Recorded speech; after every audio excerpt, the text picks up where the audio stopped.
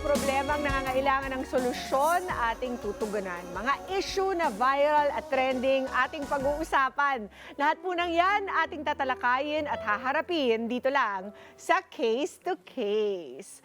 Panibagong taon, panibagong mga kaso na naman at para bigyang kasagutan ng mga kaso natin ngayong umaga. At eto po, mga kasong ng nagdaang holiday season, makakasama po natin muli si Attorney Harold Gardon. Good morning, Attorney! Good morning, Miss Mia. At Happy New Year! Happy New Year! Kamusta naman po naging holiday ninyo? Okay naman, nakapag-rest kahit papano. Ayan, mabuti.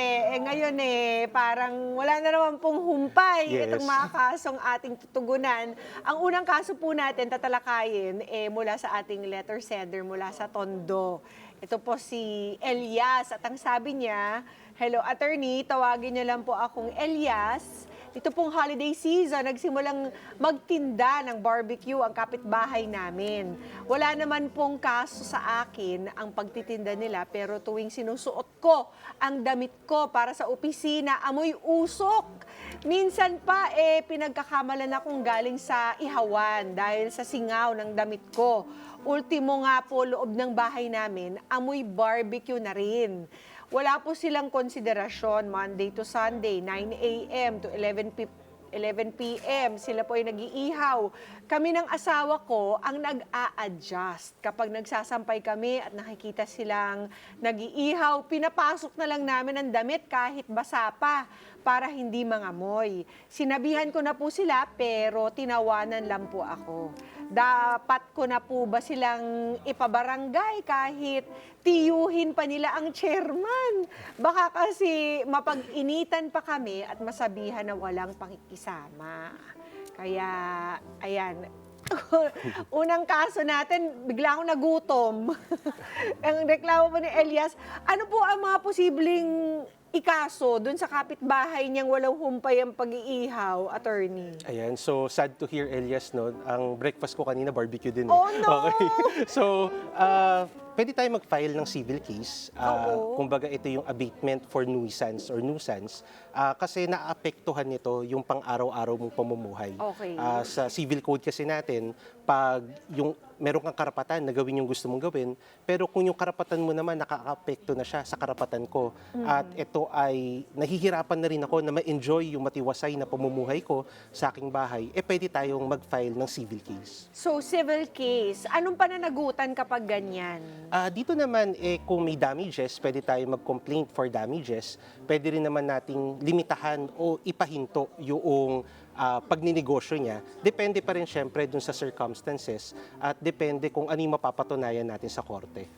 Okay, kung paano kaya mapapatunayan yung damages, Attorney? In what way, 'di ba? Parang nangangamoy lang naman sila, hindi naman nasira yung mga damit.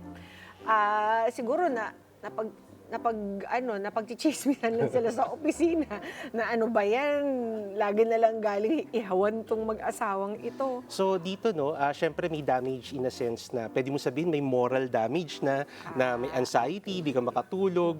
At the same time, imbis na Nakakasagabal sa trabaho. Oo, dalawang beses ka naglalaba ngayon, di ba? Actual damage yun. Okay. At syempre yung epekto nito na hindi mo magamit yung bahay mo na matiwasay kasi amoy barbecue na nga. Oo.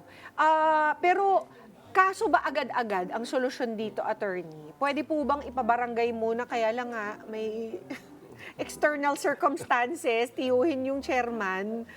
Is this advisable? Yes o no. Under sa local government code natin, itong mga kasong ganito, dapat talaga ipabarangay muna natin. Dadaan muna siya sa lupon tagapamayapa o yung lupon. Hindi naman issue kung siyuhin niya yung kapitan kasi yung lupon naman, maraming lupon, no? And at the same time, syempre, may presumption tayo ng regularity na dapat yung barangay captain, kahit tiyuhin niya, gawin niya yung tama. At gawin niya ng blind, Patas, yung yes. hustisya. Impartial. Oo, tama. maging impartial siya. Pwede po bang, kung ganon, ipapabarangay nila, pwede po bang, is it within the rights of the barangay officials to shut down the operation? Okay. Ang barangay kasi, ang role niya, mediation. So, ibig sabihin, pagkakasunduin. Okay. Ngayon, kung ipapa-shutdown natin yung operation, hindi yung barangay, pero it's the city government or the courts. So, depende kung ano yung magiging resulta noong barangay mediation nila. Kasi meron pa tayong katanungan tungkol sa in the first place, tama po ba na nag-iihaw sila doon sa area? Kasi kung ito po ay residential, bawal po yun. Yes, yes. Diba? That's because may zoning problems tayo Correct. dyan. Dapat nasa commercial area sila. And then secondly, kung nag-operate nga sila ng business, meron po bang business permit? Correct. Are these things that they can raise during the mediation or sa korte po yan? Ito sa mediation naman, ang goal ulit, mapag-ayos sila. Na ngayon, kung di sila mapag-ayos, magpa-file tayo, kukuha tayo ng certificate to file action. Now, sa korte, ang kukunin natin sa korte, ipastop o palimitahan yung negosyo or yung nuisance na nangyayari at mag-claim for damages.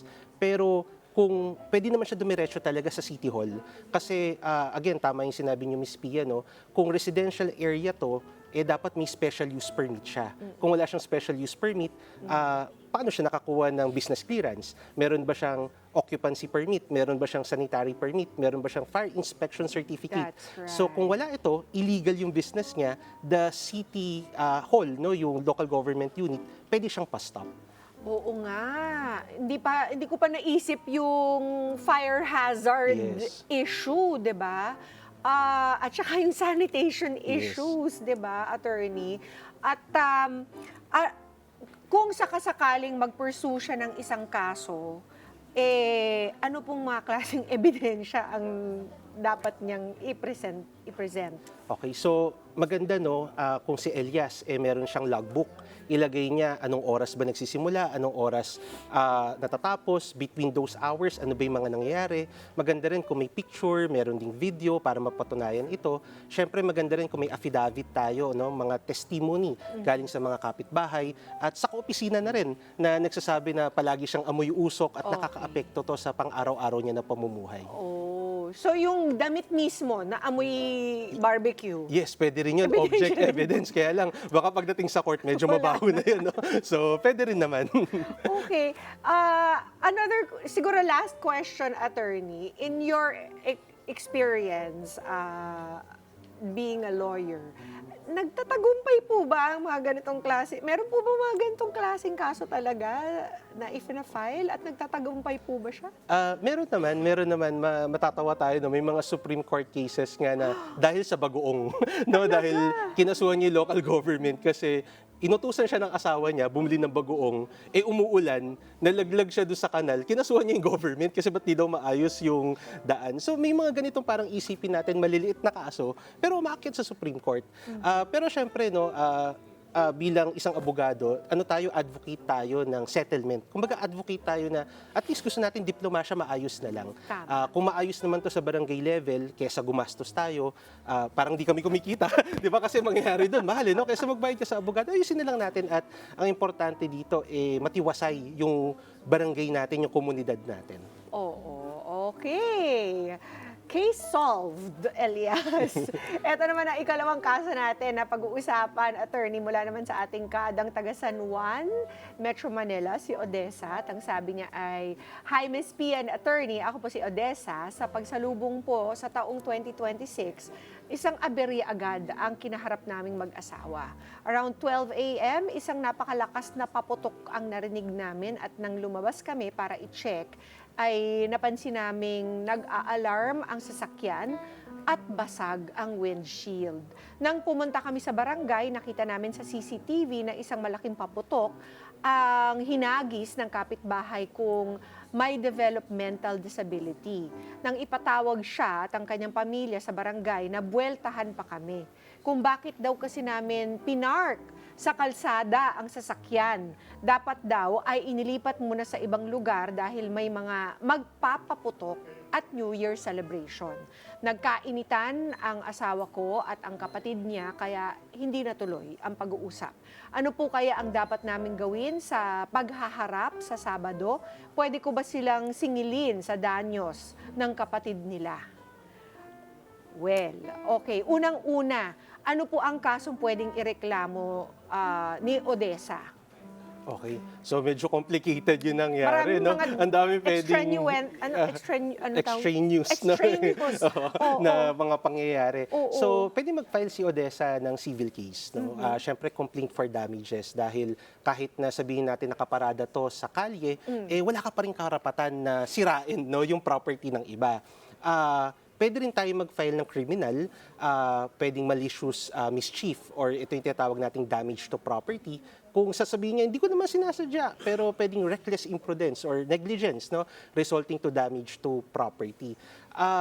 Ngayon, medyo may parang challenge kasi nga sabi may developmental na problem yung naghagis ng paputok.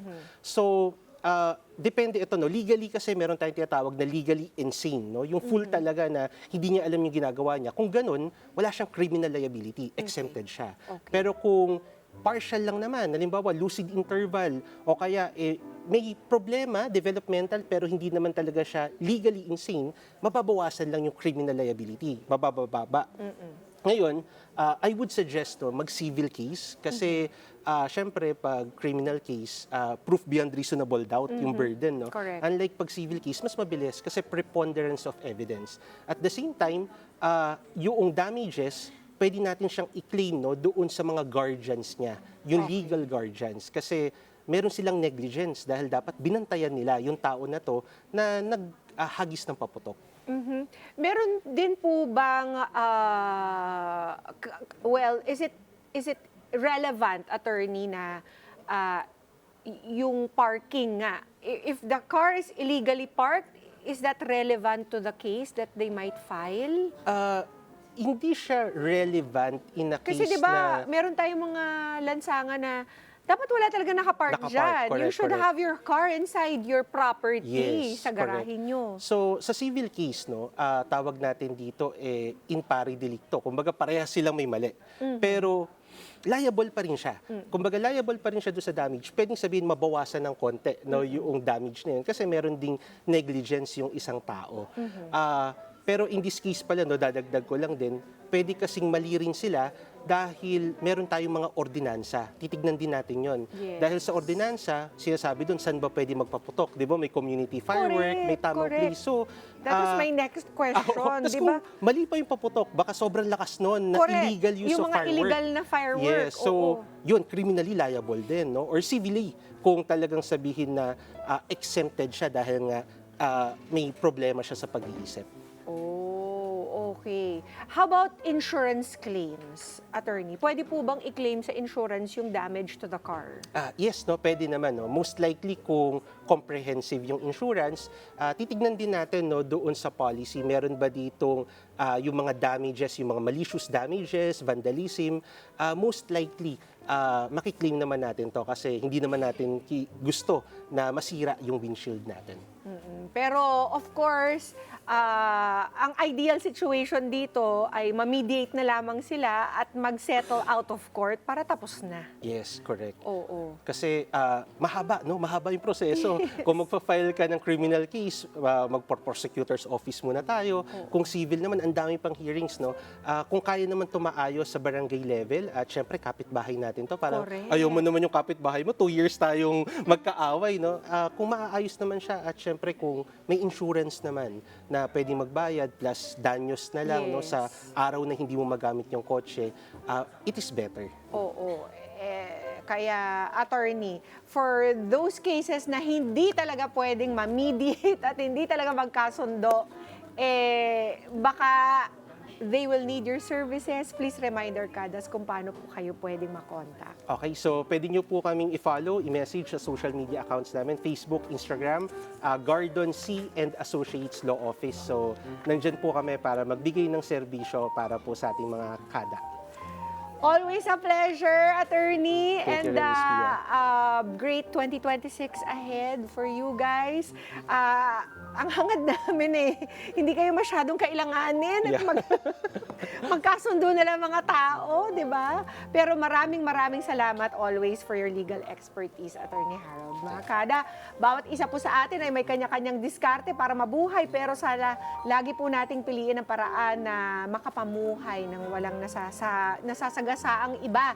Kaya sa oras po na maramdaman mong ikaw ay naaabuso, wag po maging tahimik at walang kibo. Agad manindigan at ipaglaban ang inyong karapatan.